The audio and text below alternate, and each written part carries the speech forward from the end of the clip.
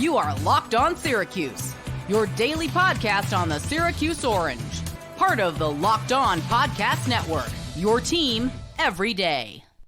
I'm hoping that Syracuse can get a top 30 class nationally in 2026.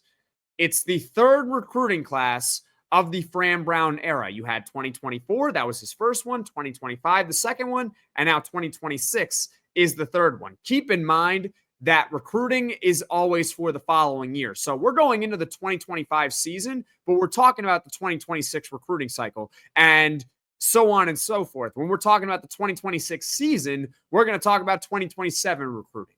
Understand that? Okay. But here's why I also say top 30.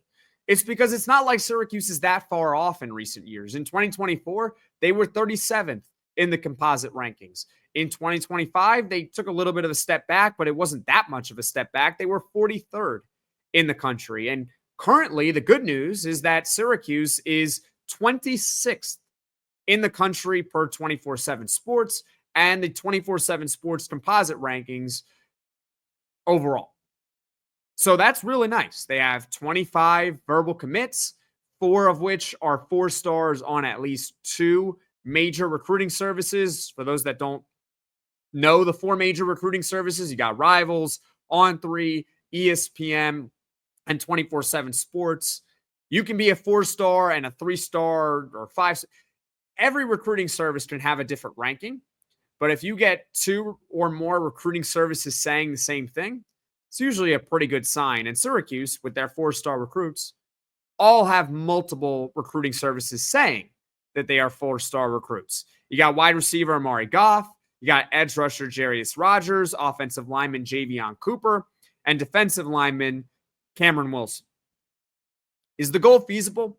Top 30? Comment in the comments section below your thoughts on that.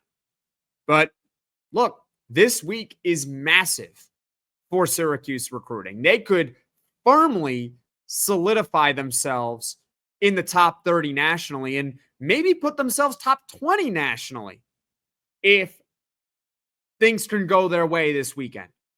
Maybe they do land CJ Hester. Maybe they do land Julius Miles. 5-star wide receiver Calvin Russell. They get 5-star wide receiver Calvin Russell. He would be the highest ranked Syracuse recruit in 20 years. This is one of the best players in the country here. You get this kid, you're going to have a top 30 national class. You get CJ Hester, you might have a top 30 class. Julius Miles, big time 3-star tight end. Kind of like how Walt Frazier is a high-end 3-star recruit. And there's more. Syracuse is also appears to be a 2-horse race to go get former Florida State commit Xavier Payne. He decommitted from the program. He's now on the market, I guess, so to speak.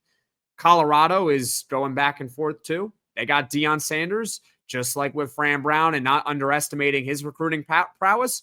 You don't want to underestimate Deion Sanders in recruiting either. He is an expert recruiter. There's also Tadarius Hughes, a 4-star defensive back, currently a Florida State commit, but he did officially visit Syracuse over the summer in late June. Can they flip him? There's a lot of loose ends with Syracuse football recruiting, and they're in a good spot right now. But this is the type of week and weekend where they can firmly put themselves in the top 30 and maybe even top 20 nationally and establish themselves as a school that has arrived in recruiting.